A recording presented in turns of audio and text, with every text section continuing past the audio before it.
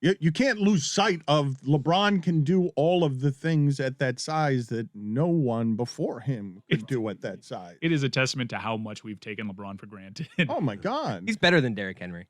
We should be doing what we're doing right now for Derrick Henry for LeBron. Yeah. Who's the LeBron of other sports? Yeah. No, I mean, the thing I would say, if you want to think about LeBron is the size of Karl Malone. That's all you need to say. And when you watch him move on the court, you realize, oh my God, this guy is so much more fluid, so faster, so much more explosive. He moves like a little guy, like a guard, but he's the size of Karl Malone. Well, as the NBA starts, I mean, I do want one of the great storylines in that sport is the old guy is now deleting tweets where he's like, be careful, washed king stuff. I'm still here almost 20 years in. I got Anthony Davis as a fountain of youth, and now it's just old warriors. Let's see if the old heads can come and fight off all of these attackers. I have said before that this era of LeBron, not just as America's most popular or famous athlete or our greatest athletic export to the world in a sport that against football pales, but LeBron James has 100 million Instagram followers, more than all of the leagues combined. And the old head goes into this season now as, I believe, a physical specimen that we have covered the way we've only covered like Ali and Michael Jordan, who yet still is underrated for what his impact has been, how he has impacted all of sports, all of the power in sports, and has been a physical body that these guys are still underestimating, even though we've seen it in the league. And it's kind of like seeing Shaq with ball guard skills when you're talking about physically stronger than everyone that he's playing against. Yeah. I mean, absolutely. I don't know if he's underappreciated in any more of a way than all the other greats, right? As you were talking, I was trying to think, who's a guy in a sport where we legitimately just say, man, he got it, and that's it.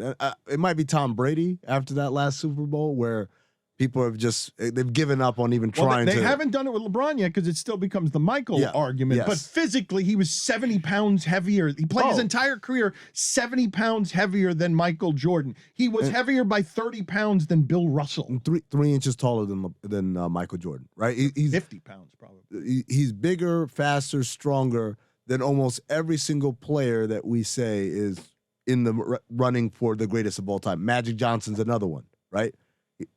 Roughly the same size, but again, Magic was never as fast, never jumped as high, you know? And so, I mean, the thing about LeBron is, to me, his superpower isn't even his size. If I may, on Magic, too, I like saying it all the time. Won a championship one year, 0 for 21 from 3, just so that you understand, like, this isn't even Magic. This is a good deal better than Magic.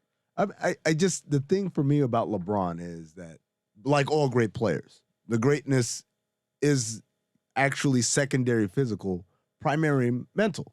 He's so much smarter than everybody playing in the game, right? His ability to recall and remember things and just recognize and react to that faster than anybody else on the floor. That's what makes it amazing. One of my favorite things ever, when he was with the Cavs, they played Toronto in the playoffs, and Terrence Ross was about to inbound, and Toronto had 6 people on the floor, and LeBron stopped them.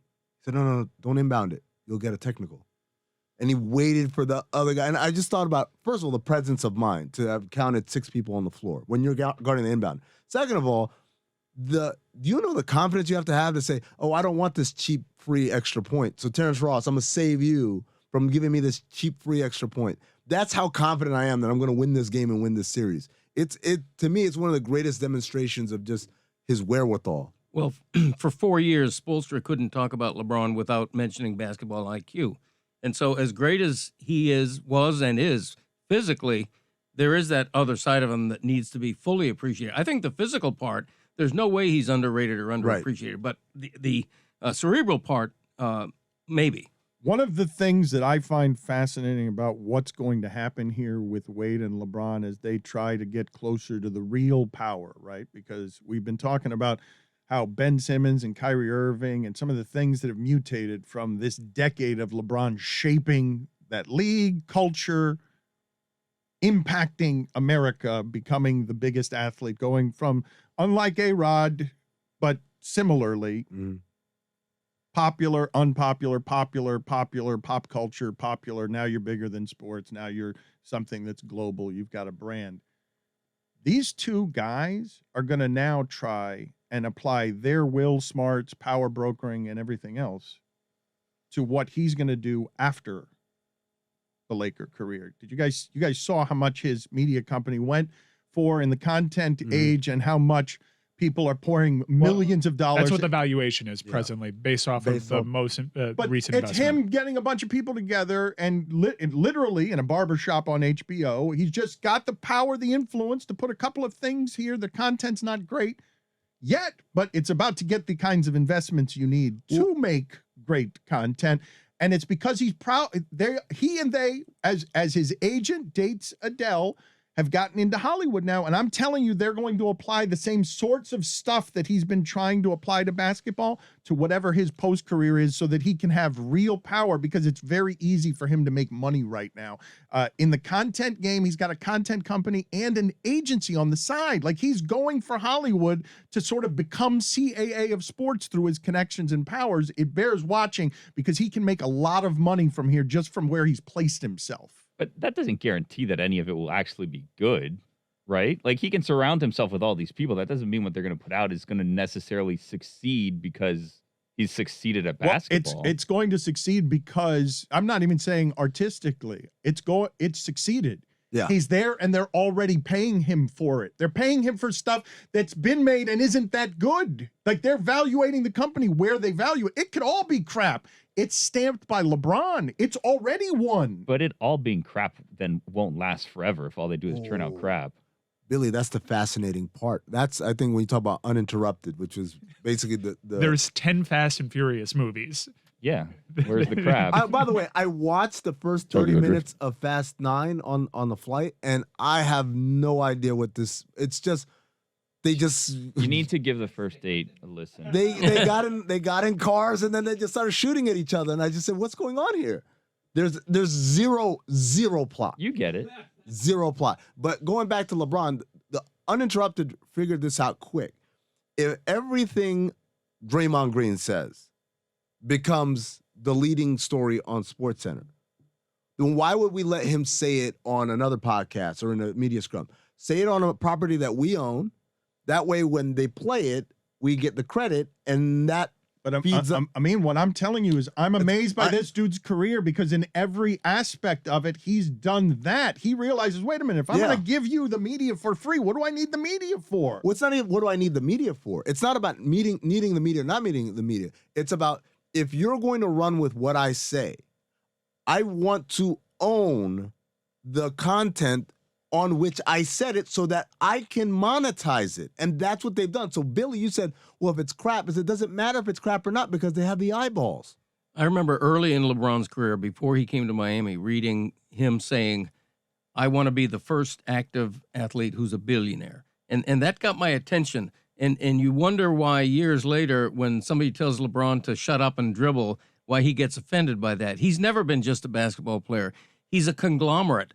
I mean, he's always had a business sense and an aggressive business sense, and that's admirable. What a storyline, though. I mean, in the sport that we love the storylines.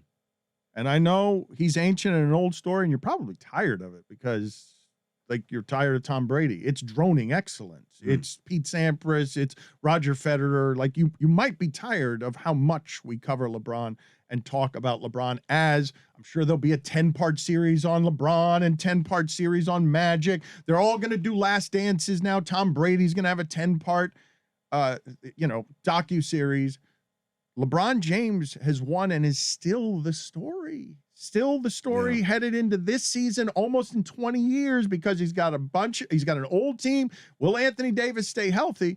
But I mean, that going against the Nets is fascinating. Just if you like the soap opera elements, if those teams can stay healthy, that's interesting. Yeah, it's funny. Yesterday, I heard on the show, you said the Nets are a team that embraces villainy. And I was like, I don't know if they embrace villainy. I don't think they do. Not in the way that like Miami did when the big three were here, like a Reggie Miller did when he played. I think they're kind of avoidance towards that, but I don't, I think that's what people want to see, right? They want to see Nets Lakers because of the star power, because of the amalgamation of names that everyone's heard of. Because a lot of Lakers star power is names that are not quite as good as they used to be, but people recognize Carmelo Anthony. People recognize Russell Westbrook. And add that to LeBron and AD, that sounds very, very daunting.